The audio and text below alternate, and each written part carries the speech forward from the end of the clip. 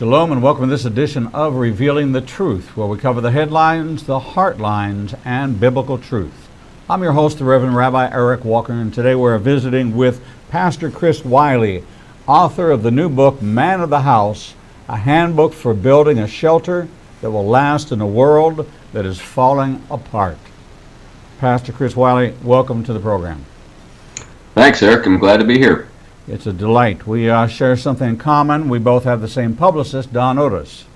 Oh, okay. Great. So, yeah, he's a great guy. Fine individual. You know, it's interesting that I read some of your blogging and commentary and kind of the thought line you had when you began to approach this project. And one of the things that captured me was your knowledge and foundational understanding of the family, the patriarchal family structure of my world, which was the ancient Hebrew world, and how the family unit was established and the very assigned roles and the balance in the household, that most people don't really understand that framework. We had it in Europe, Eastern Europe, in the shtetls, in the pogroms. When my family came to America, we replicated that model, as most Jewish families did. But in this modern world, things have changed, and the dynamics of the household have changed. But there had to have been something in your background that gave you an affinity toward a patriarchal society and a patriarchal understanding. Did that come from an upbringing in biblical studies? Did that come from a role model, your dad, your grandfather, your family unit? Or did it grow out of the antithesis of that and the absence of it in realizing the void that was there? Yeah, it's definitely the second, Eric. I come from a broken home, and my parents were nominal Episcopalians, and you may have heard the old saying, whether high or low, the status is always quo with Episcopalians. And it was true. My father was an academic. My mother was something of an artist, had kind of left-wing political sympathies, kind of socialist. So that was the environment that I was born into and raised early in life in. And this was the 60s. I think you remember that time like I do. It was kind of nutty, kind of like now. We had a kind of reprieve there in the 80s and 90s, and now we're back to insanity. But my father began to experiment with religious, groups, and he got involved with the Baha'i for a while. He got involved with the Unitarians. Eventually, he ended up in Scientology, believe it or not, and he's there to this day. So I spent the latter part of my childhood in Scientology, and the combination of sort of the void left by my father's absence and my mother's sort of left-wing political outlook, and her deference to the state in just about everything important, led me to look for other ways of thinking about the world, and particularly the household and the family. And one of the things I tell people who are sort of leftward leaning or progressive in their orientation is, I'm your worst nightmare. I am the product of the world that you created. There's nothing that you can say that I haven't heard before better than you can put it. And there's nothing, and I've seen the outcome of all of this insanity. So for me, when I looked into, the biblical foundations of the household with some help from different thinkers, I was delighted with what I saw. I wasn't appalled or embarrassed. I said, aha, this is the way it's supposed to work. And there were people in my teen years who were influential in bringing me to Christ, who embodied these things, but they didn't really have a way of explaining them, justifying them, talking about them. They just lived it.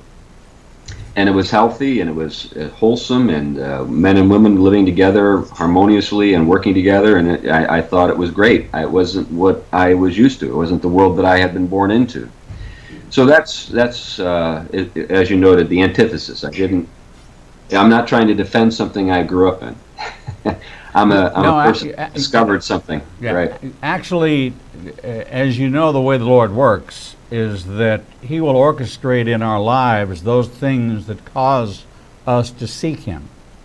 Right. And in your case, the absence, looking to fill that. And most people don't really grasp the concept that you're never too old to have a happy childhood.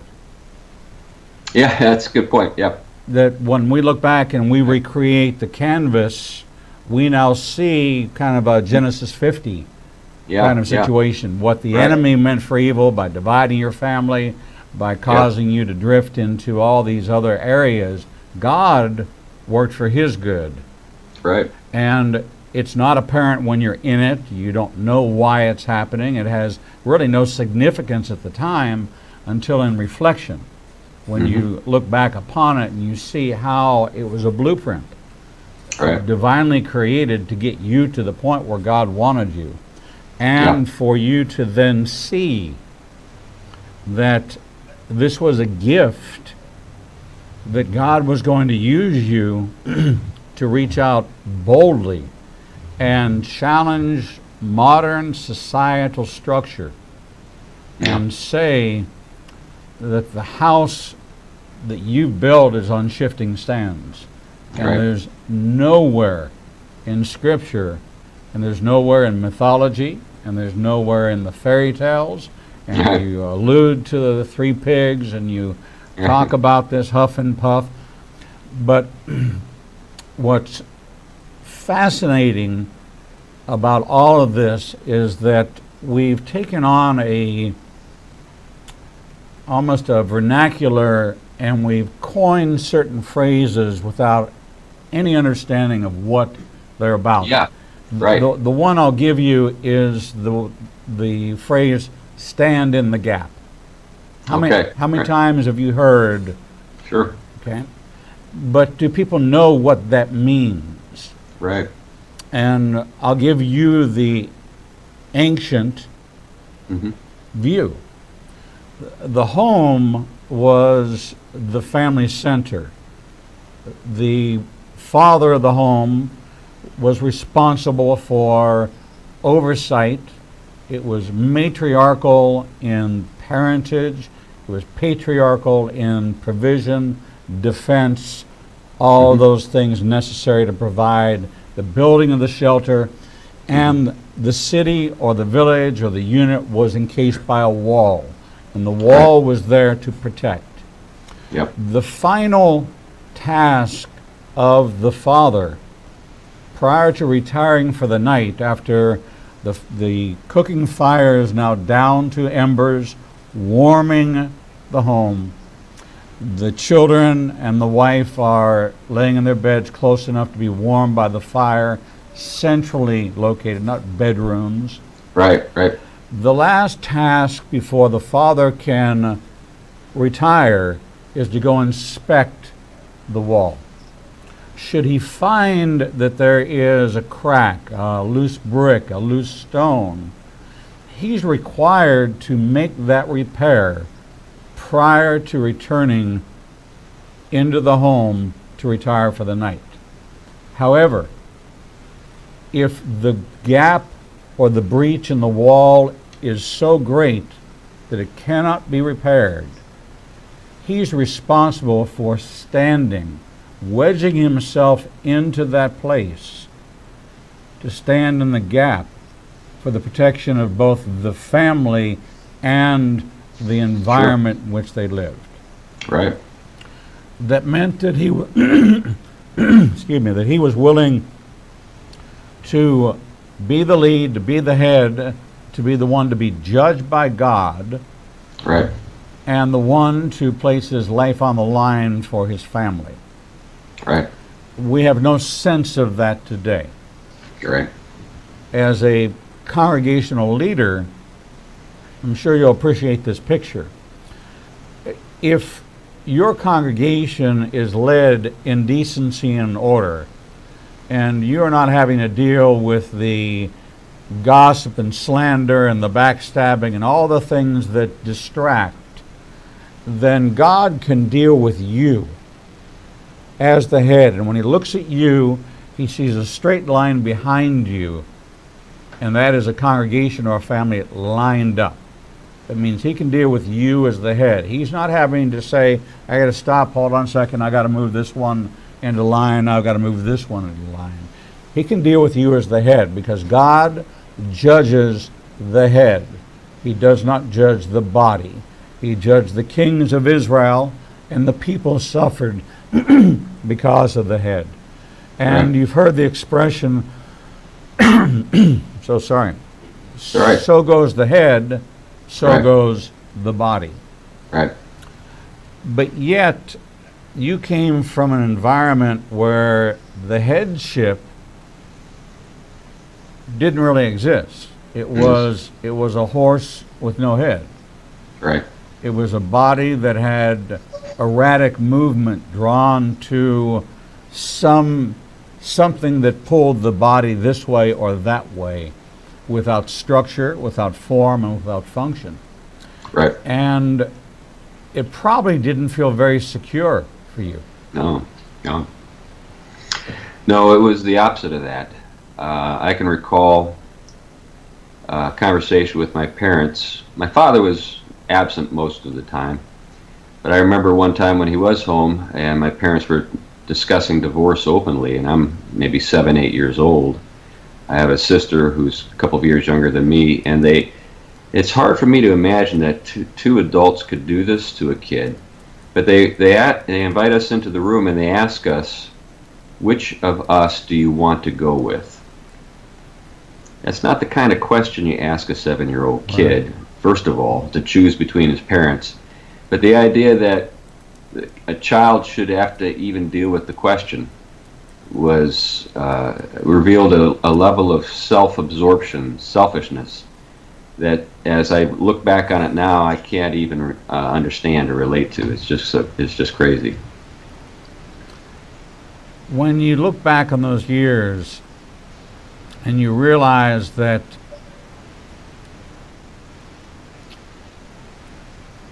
you were getting a glimpse of the family structure today, over 50% of families are broken. Right. I think another 50% of second marriages. Right. The absentee father role. Right.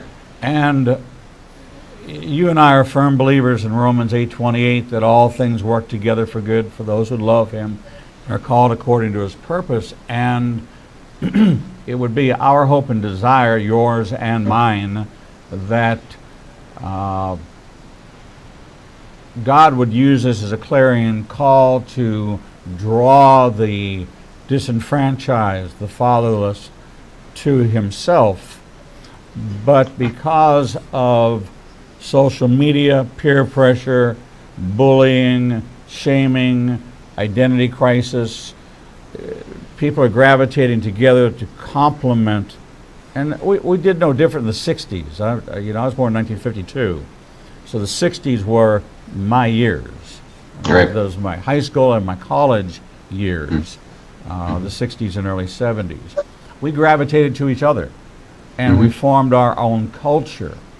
And we're seeing that same shape today. Now, I didn't come from a broken home. I came from an immigrant home. I came from a hard-line Eastern European, heavy-handed Hungarian, ruled by the fist, wait till your father gets home kind of world, which was not relational. It was punitive. That's the opposite extreme from what I grew up in. Yeah. So when we look at what is defined as a family today, it looks nothing like what God designed as a family. As a matter of fact, his blueprint has been disregarded. The sanctity of marriage, the covenant of marriage, the covenant relationship of promise and problem and provision and working through in what's considered to be yachad in the Hebrew. It's a compound unity. It is one family. Mm-hmm. You share the same last name. You are one family. It is one singular entity made up of many parts.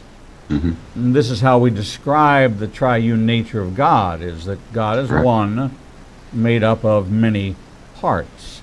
Whether or not it's limited to three, as we've done so in the Trinity, or it's much more complex when we think about the character and nature of God, we begin to understand how complex it can be. But the model that God gave us of a relationship with the Father, then the relationship through the Son to the Father, is a family model. Right. And it's an intact family model. Mm-hmm. And yes, there was tragedy. Yes, there was death. Yes, there was strife. Yes, there was community division. Israel at the time of Jesus was persecuted by Rome. Rome had a different standard. No different than the standard of 1939 Germany in what their definition was of how my people would live and how we were herded into ghettos and communities where we could maintain our internal structure as long as it conformed to the external structure. So your experience, and you've authored other books, you've written for Touchstone Magazine, Modern Reformation, Sacred Architecture, The Imaginative Conservative, and Front Porch Republic. You have a short fiction work appeared in the Mythic Circle. You've published young adult fiction. But this book is kind of the clarion call, the wake-up call to America that you're talking about end times and prophecy and the realignment of the Middle East, and you have no sense of home, you have no connection, and we're not talking about plug in the wall and unplug. We're talking about an unbreakable cord of three strands. Has not been established, and we are not raising sons to be men's and fathers. Right. And the charge for us is not to raise our children to keep, but to raise our children to leave, and that fathers are to be raising husbands, mothers are to be raising future husbands and future mothers and future fathers. And it's missional. Mm-hmm. And it's biblically missional. Right. But in reading your book, it's almost as if this is a new idea. It is revolutionary. It's countercultural. It's flies in the face of social mores and tradition. Right. As you know, one of the ways I approach the subject in the book is sort of archaeology, and kind of archaeology as self-help. In other words, people often libel the dead. Isn't that interesting how our ancestors would honor their ancestors, but now we feel it's the mark of sophistication to sort of interpret everything that they did in the worst possible light.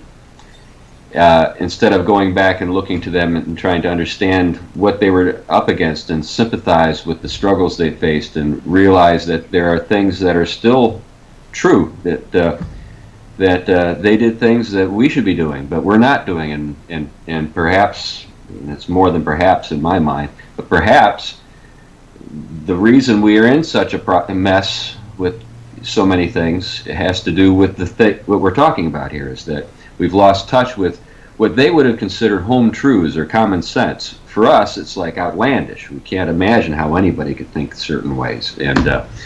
But it's because, again, we've grown up in a world where we're not really dealing with reality.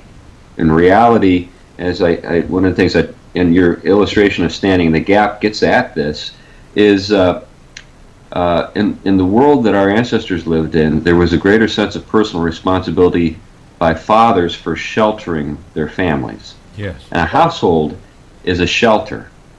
And so the head of the house, the father, saw it as his responsibility to shelter his household so that they could thrive, so that they could grow, so that they could flourish. Not because he was trying to hold them back, but because he was trying to give them an environment within which they could be what they were intended to be.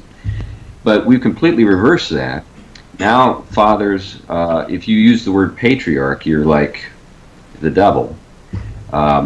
If you talk about a household in the way we're talking about now, it's only because as men, we just want to control everybody. Right.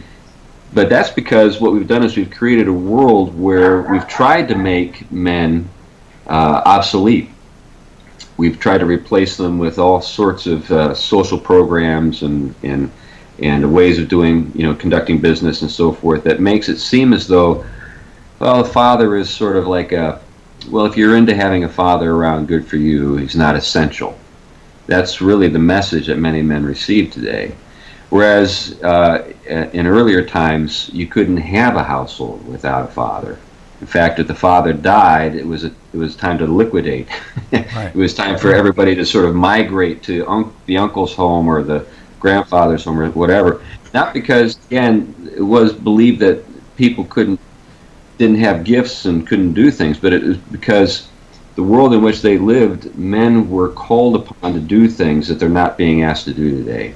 So one of the things that I'm hoping to do through the book is encouragement to think about a household in a way that we've been talking about now, and help them understand that really what has happened in our society is not so much that men are obsolete, it's more or less that we've got competition.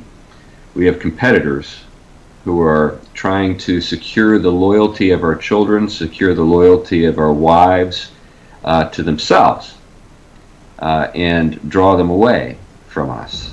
And that's really what I think is happening. It's not so much that women and children are really living on their own. It's that now they're under the control of other things.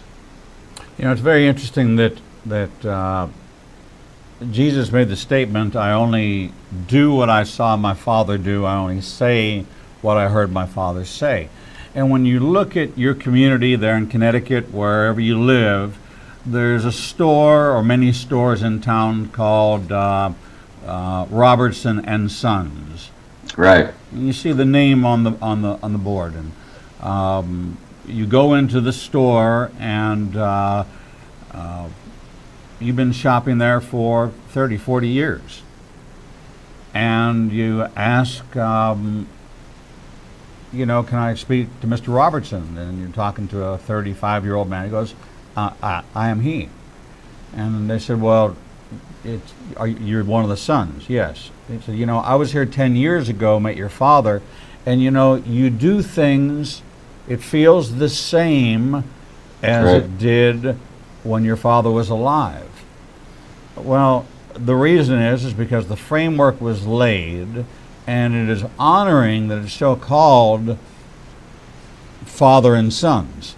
Mm-hmm. And the sons are carrying on the tradition of the father because he instilled in them the qualities, the attributes, the understanding of what good business was, how to treat people. The stores don't radically get changed. The concept, the level of service, relationship is continuous across the generational divides, where it becomes a fixture in the community of right. stability. And so we look at that and say that's a model, and we respect it, and we're drawn to it, and we appreciate it. But we've then come to the point and say, well, that's great, okay? But I have the freedom to define however I so choose, and I don't have to be accountable. And because I'm not accountable, not to my wife, not to my children, not to the Lord, not to an accountability group, not to my pastor, I can do what I want. And if I want to build a loose framework of a structure, it might look great on the outside, but the winds come and all of a sudden there's that division. Right. We're talking with Pastor Chris Wiley, author of Man of the House, a handbook for building a shelter that will last in a world that's falling apart. We're going to take a short break, and when we come back, we're going to break this down into 4 parts of looking at the framework, household economics, the political nature within the home, and then carrying this outside the home and being able to affect change. Because as I started by saying, it's never too late to have a happy childhood. I can go back and harvest all the good I want and let go of all the bad. Right. It's never too late for you to put the roof back over your family by taking the role of, in the Hebrew it's called kippur, to be the covering. And this was the father's responsibility, was to be the covering. He was the roof. You would not live in a house without a roof. How can you live in the house without a covering? We're going to take a short break, and we'll be right back with Pastor Chris Wiley. Shalom. I'm the Reverend Rabbi Eric Walker, Executive Director of Igniting a Nation and host of the daily TV program Revealing the Truth, seen live every Monday through Friday from 9 a.m. to 1 p.m. Central Standard Time at www.ianbn.com, and then replayed throughout the day and night via our website. All of our segments can be seen on the Igniting a Nation YouTube channel. Since our launch in January of this year, we've expanded our global reach to over 54 countries with a social media following of over 125,000. Our commitment is to bring you the most in-depth interviews with authors, subject matter experts, and thought leaders from around the world. We have interviewed guests from Israel, Brazil, England, India, and all across North America. All of our authors are featured on the Books and Media page on our website, www.ianbn.com. There you can find a direct link to the book you want to order, and we receive a small commission directly from Amazon. There is no cost to you for this service. In addition to our daily teachings and interviews, we make available to you the archive of all of the interviews on our YouTube, Facebook, Twitter, and Instagram channels. Our live program is available from our homepage, and there is never a charge to you for any of this access. We made the decision long ago that we would remain a commercial-free resource that would not be influenced by any pressure from any outside company. There are only 2 ways that we are able to continue to operate this ministry and provide you with the only live 4-hour daily Christian television talk show program. The first is through your support and tax-deductible contributions to Igniting a Nation.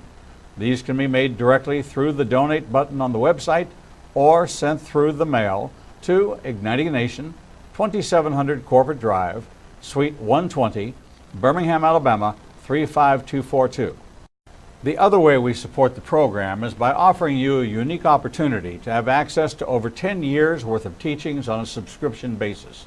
The teaching archives contains all of my prior sermons, Torah studies, prophecy in the news videos, and much more for the low subscription price of $5 per month. This subscription grants you unlimited access to over 800 hours of content not available elsewhere, and is updated weekly with the most current prophecy classes. In addition to 20 hours of original TV programming each weekday, we invite you to join us live every Monday, Tuesday, and Thursday evenings for our Prophecy in the News classes. The times and locations are listed on our events page on the website www.ianbn.com. Every day, you and I are faced with the challenge of where we will go to hear the truth. We are committed to bring you the only program of its kind that covers the headlines, the heartlines, and biblical truth. We cannot do this without your support. Since we launched on January 5th, 2017, we have aired over 300 individual teachings, interviews, and commentaries not available anywhere else.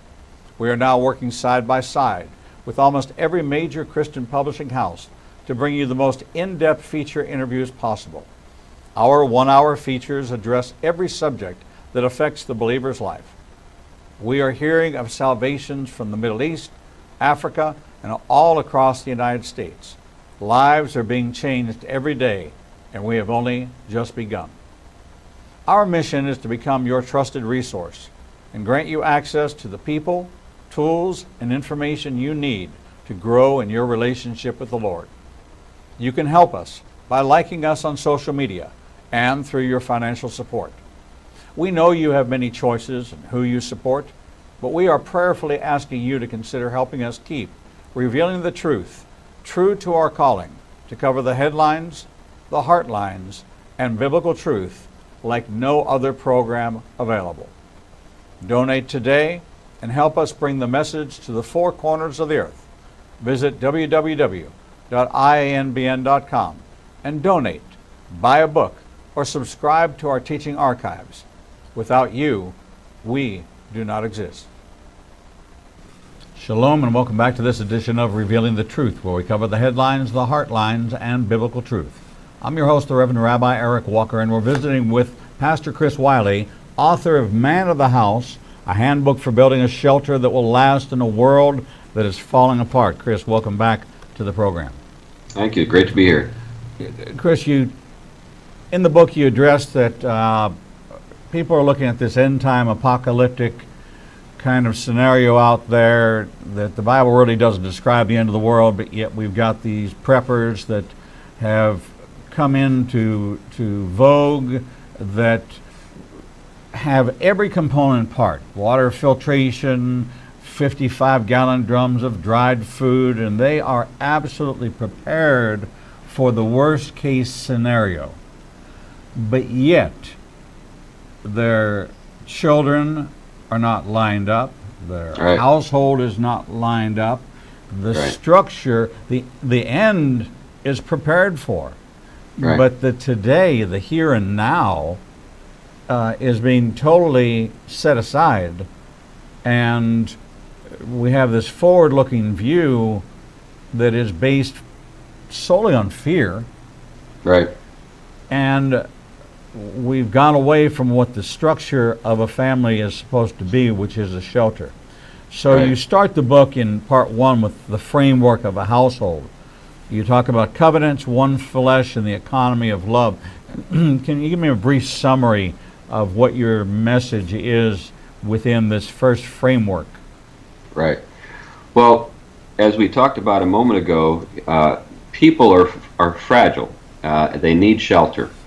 And a household is intended to be the place that gives you shelter, not just the physical building. You could say that the building is an analogy of the real thing. The real thing is the spiritual and sort of relational structure that a household provides that shelters the people in it. Fathers have certain responsibilities, mothers have certain responsibilities to make that work. But the way that structure is established is through a covenant. And covenants existed in the ancient world. There's a covenant, of course, between God and Abraham, and we see, we see a series of covenants throughout the Bible. But a covenant was, as you know, something that was cut, and it was a binding. You couldn't have a more powerful bond than a covenantal bond, because it was a life and death bond. It was a blood covenant. Blood was shed.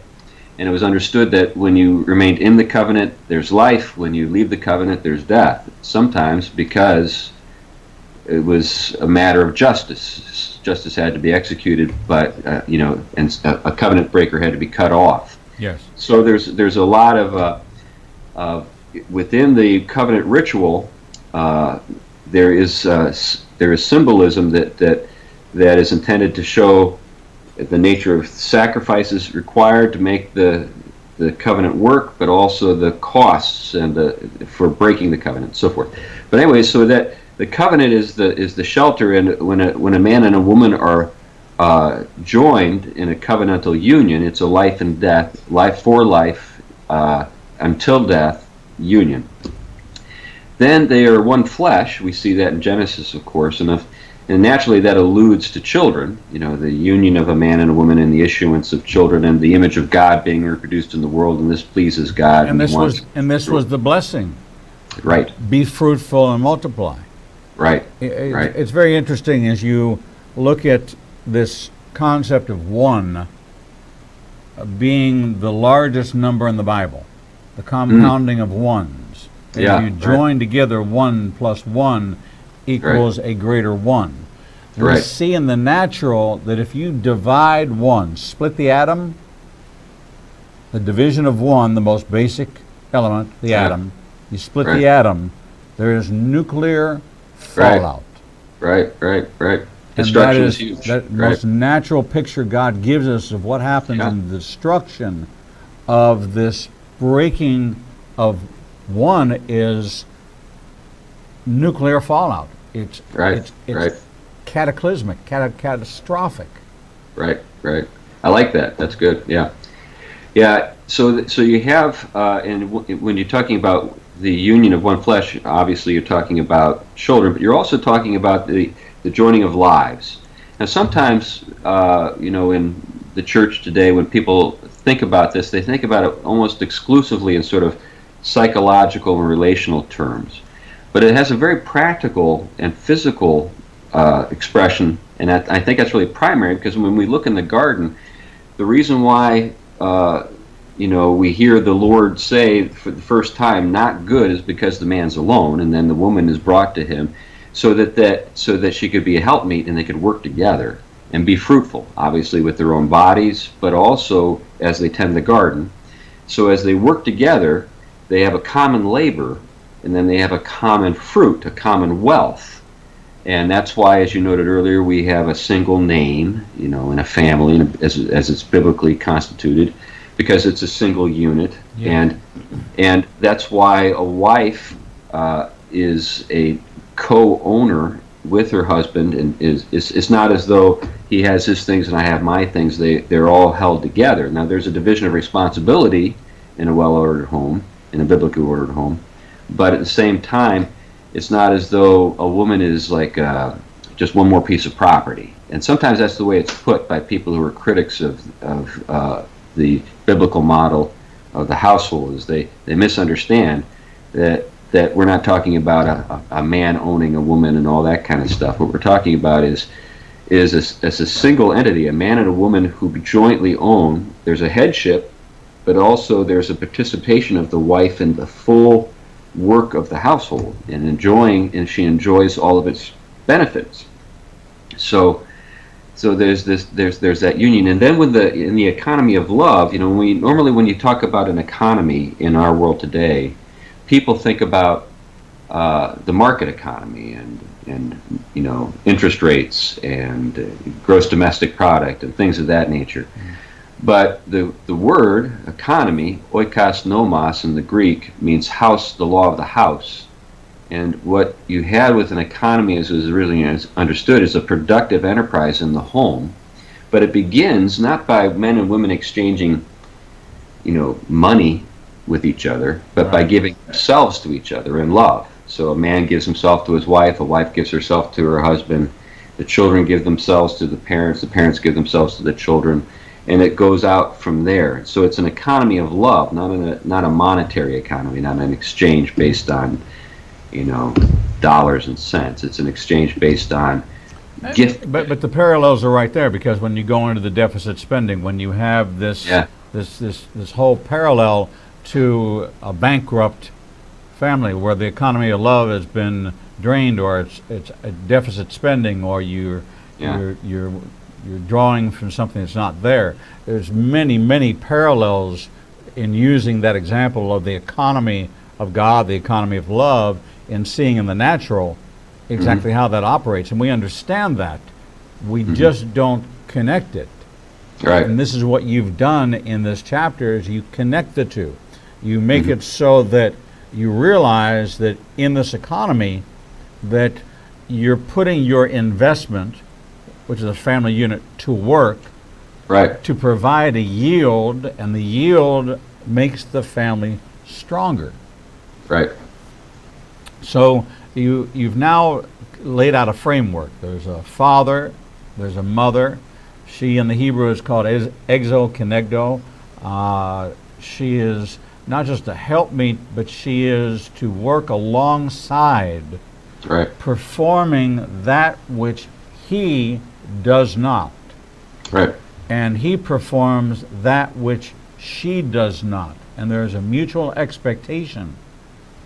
And it is agreed upon in the covenant, Right. in the ketubah, in the marital contract, that you can expect that when you walk in, meal's going to be ready, or you can expect that when it rains, we will be dry, and you will expect that when you go to reach for wood for the fire, that the wood for the fire will be there. And because of that, there is a stabilizing foundation laid. It is a poured concrete foundation that you operate from, and there is not a greater than or lesser than. Right. This concept of chattel, Right. of a woman's role, this is externally introduced culturally, and became more in the line of Esau, Ishmael, and the descendants of Lot than anywhere within the framework of Abraham, Isaac, and Jacob.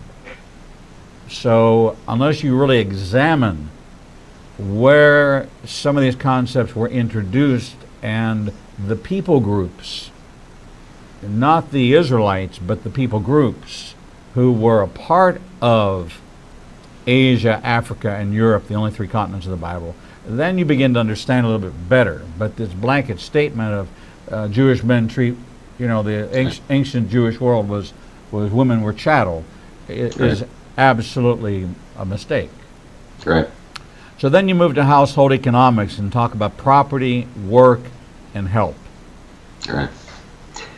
Well, I think the place to begin when we think about property is an understanding of property that's older than most people have today. When most people think of property, they lump everything together, from their toothbrush to their car to maybe the contents of their 401k. But when we think about property in the old sense, in the household economy, it was what made the household productive. So, if you were a farm, it was the land that you worked. If you were a cobbler, it was the shop and the tools you possessed. If you were a smith, it was, again, your smithy. So this was the place where, the family labored together. The idea that, you went to work and it was across town and you commuted is a fairly recent phenomenon, maybe the last 150 years. Right. So the entire history of the human race prior to that, the place of work was out in the back of the house or in the downstairs behind the shop and so forth, and the family worked together. And so the economy of the house was based on the property that they owned, the tools, the land, whatever they were working out, using to be productive. Today, we think about a household as just simply a recreation center. It's where you go at the end of the day to get away from work. Right. You go to sleep, you go to maybe have some food, you maybe go to watch a little television or surf the internet, and maybe your kid is up in the bedroom and he's doing the same thing and you're not even connecting with each other. So there's nothing that holds you together, there's nothing you're working on together. And we've tried to substitute chores and things like that, and I think those things are fine, but every kid knows the difference between something that has to be done and something that is just busy work, something that's make work. Yes. So there's that. And then with work, I'm trying to deal with the fact that a lot of guys just simply are not in that place yet. They don't have productive property. and I'm trying to help them think about a way to move from working for a corporation and by the way, that's where most productive property is today. It's held by corporations. And a corporation, as you know, is something that's, again, a fairly recent phenomenon. Before corporations became these enormous entities that we have to deal with today, they just didn't exist. Households were where all the productive work occurred. I mean, you had other things like the military or the priesthood or whatever, but apart from those things, it was all housework. When we talk about housework today, we think about sweeping the floors. But in the old world, it was something that everybody worked on together. So you think about like Corrie ten Boom's story. In the Corrie ten Boom story that you see on display in, The Hiding Place, that film, right. Her father is a watchmaker, clockmaker, and she, Corrie ten Boom, and her sister work with her father in the business. So they live upstairs. They've got the storefront, and then they've got the shop in the back. Right. Now, can we replicate this in exactly that way? Well, some people can, but most of us can't. But what I'm trying to get people at least to do is to think about it. Wouldn't it be great if we could work together?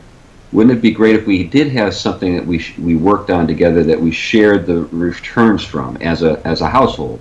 Not just dad going and pursuing his career over here and mom pursuing her career over there, and we have separate names and separate vacations and separate everything, but actually stuff that we work on together and we see a return from. And then when we're talking about help, I'm obviously referring to a wife, and how, what you should look for in a wife, and how you should think about your wife. Your wife isn't just simply a recreation partner, somebody that I go on vacation with, or somebody that I spend time watching television with, but as an actual person you work with on a regular basis. So that's the idea. Well, some would say old-fashioned notion that doesn't fit into today's societal framework, but on one hand, people complain about the fractured nature of the world we live in, right, and the degradation of moral values, the church not being as integrated into the family environment. We've outsourced, yes, youth to youth pastors. Right. We've outsourced spiritual feeding to you. Right. That on Sunday morning I walk in with a "bless me if you can." Right. All right, and you're to feed me in 35 minutes, right, and not a minute longer. That's right. 35 minutes, my entire spiritual diet that is going to last me until I return a week later. And we have just completely abdicated all of the traditional roles, and then we say, well, what's wrong with society? That's right. It's as though we want to have just the icing without the cake. We want to have all of the sort of sweet and heartwarming elements of a household without the hard work that made those sweet moments possible. Right. For example, like when I work with my sons, and we do things together a lot. They've worked with me on our properties, and it's almost as though the only way you really get those sweet moments is almost by accident. It's as you're working on other things together, and they can see you and you can see them, that the occasion arises to say, hey, that was good. I like the way you did that. Now, if you never have any moments together like that where you're working together on some practical problem, you have to go looking for stuff. You have to go on like a mission to find something to praise your kid about or correct him about or whatever. But it didn't work that way in days long gone, but because just over the course of the day. Now, of course, your father could have been a surly person or an impatient person, but that, is something that doesn't mean that we throw out the baby with the bathwater. Your father could have been a patient man or an understanding man too. But the fact is that by working together, It provides you with all of the really practical stuff of life. Right. That gives you the occasions for the richer. Well, you see it with the father of the Old Testament. Where he's, when you get up, when you sit down, when you go out, when you come in. You're supposed to be talking about the law. Deuteronomy 6:5-9. Right. So it's in the course of life that you talk about the law, and so it suffuses everything about your life, and stuff comes up as you're walking along. Chris, hey, what about Chris, what's amazing is how short an hour is, and we're coming up on about a minute and a half before this segment ends. So what I'd like you to do is fast forward to the end. Okay. And I would like you to make this a clarion call to every man, woman, and child out there, right, for both past, present, and future, as to the message of man of the house and what you're trying to accomplish, what the core message is to take back the home one family at a time. Yeah, definitely. And that's really where this battle will be won for the hearts and minds of our children. And we, I think, are prone to look to big political solutions to address our problems, when in fact it's just in the course of daily life that a man of integrity who knows his responsibilities can make the kind of impression that is possible to make, that inspires the integrity and the honesty and the hard work and the faith that we want to see in our children. So, at the very end of the book, I talk about legacy. I talk about, what do you leave behind? Think about Abraham. His house still stands. Mm-hmm. Think about that. His house still stands. Now, of course, it's because of God. It's because of what God has done. But he believed God, and it was credited to him as righteousness. And the promise sorry about that, but the promise that we see in Genesis 12 is that all the peoples, all the families of the earth would be blessed through him. So when a person becomes a Christian, he actually becomes a part of that household, the household of Abraham. Grafted into the commonwealth of Israel. That's right. Paul is very explicit about that. It's amazing how we forget that. The Lord Jesus is the true child of promise, right, who was, sort of prefigured in Isaac. It doesn't mean that Isaac wasn't an heir. He was, obviously, but he's a sort of a forerunner, or a sort of a sample of the true heir, that through whom the rest of us get to enjoy the blessings, absolutely, of Abraham. Absolutely. We spent a very fast hour with Pastor Chris Wiley, author of the new book, Man of the House, a handbook for building a shelter that will last in a world that's falling apart. If you're looking to take your family back, or you're young and want to know the framework of what a family should look like, what your role is, what the role of your family members are, not just from a biblical perspective, but from a practical perspective of harmony, unity, of productive, solid, unshakable, unmovable, drawing upon the unity that can be established if you, as a man, will take charge of the house. So we encourage you to become the man of the house. I apologize that my voice is going out. Visit ignitinganation.com, click on Man of the House, get a copy of this book for yourself, read it. It is a message that every man, current father, future father, young man, needs to read to understand what his biblical calling is, to be the man of the house and to build a shelter for his family that will endure forever.